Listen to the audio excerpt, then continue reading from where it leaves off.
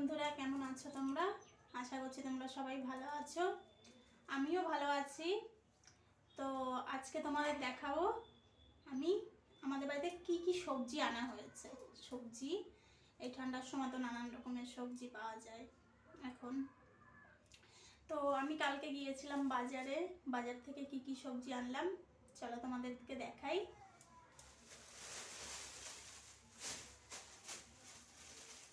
তো দেখো, এখানে আমি টাটকা টাটকা ফুলকপি নিয়েছি। এখানে আছে বেগুন। বেগুনগুলো দেখতে কিন্তু খুব ভালো, একদম গোল গোল সাইজের বেগুন। এই বেগুনগুলো খেতে সত্যি খুব ভালো লাগে। এনেছি এই যে ধনেপাতা। শীতকালে কিন্তু ধনেপাতা না হলে সবজিটা জমেই না। তো দেখো আর কি কি এনেছি তোমাদের দেখাই।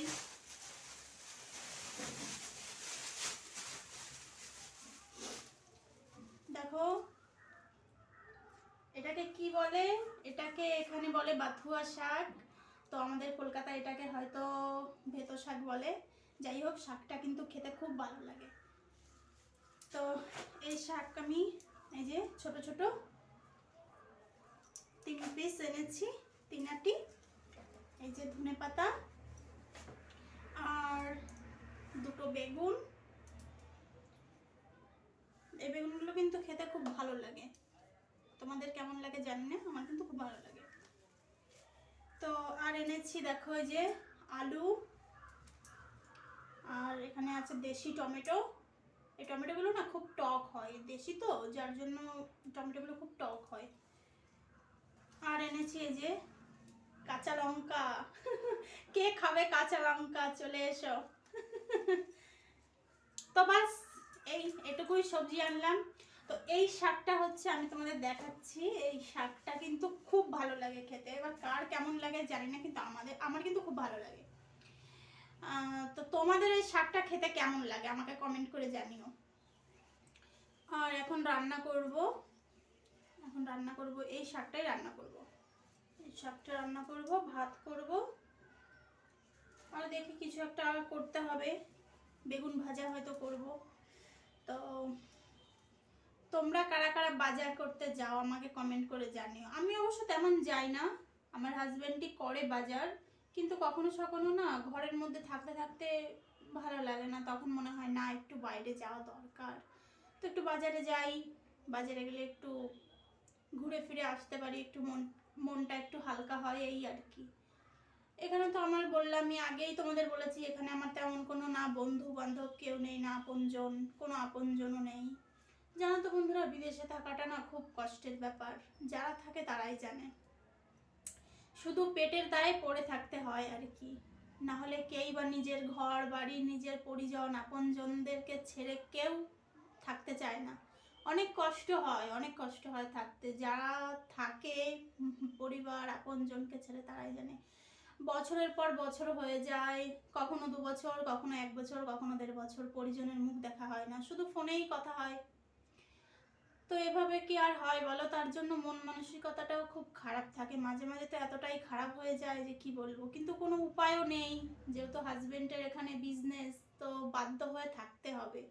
তো আমার মতো কারা কারা আছো যাদের মানে কপালটাই এরকম বললেই চলে, যে বিদেশে পড়ে থাকতে হয়। এখন পড়ে থাকতে হয় বলতে এখন কিছুটা মজবুরিও আছে, না পড়ে তো থাকতেই হবে, যেহেতু এখানে হাজবেন্ডের বিজনেস। সবার প্রথম তো পেট, তাই না? পেট থেকে বড় তো আর কিছুই হয় না। খেতে গেলে তো কষ্ট করতে হবে, তো এটাই হচ্ছে কথা, খেতে গেলে তো কষ্ট করতেই হবে না। মাঝে মাঝে মনটা তার জন্য খুবই খারাপ হয়ে যায়। যারা বিদেশে থাকে না তারাই জানে যে কতটা কষ্ট বিদেশে থাকা।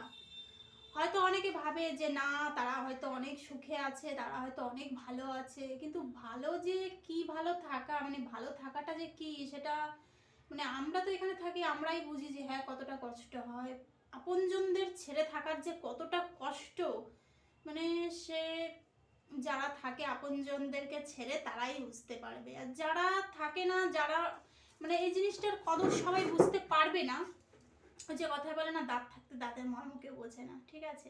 তো তোমরা যারা আপনজনদের কাছে আছো তোমরা নিজেকে ভাগ্যবান বলে মনে করো, যে হ্যাঁ আমরা ভাগ্যবান যে আমরা নিজেদের পরিবারের সঙ্গে থাকতে পারছি, আপনজনদের মুখ দেখতে পাচ্ছি। আমাদের সেই কপালটা নেই, জানো তো। এই বিদেশে পড়ে থাকতে হয়, পেটের দায়ে পড়ে থাকতে হয় বিদেশে, ঠিক আছে। তো আগেই তো তোমাদের বলেছি যে আমার বাড়ি ঘর এখানে কিছুই নেই, এখানে কোনো সাপোর্টই নেই বললেই চলে, ঠিক আছে। তার জন্য পড়ে থাকতে হয় এখানে, এই পেটের দায়ে পড়ে থাকতে হয়, ঠিক আছে।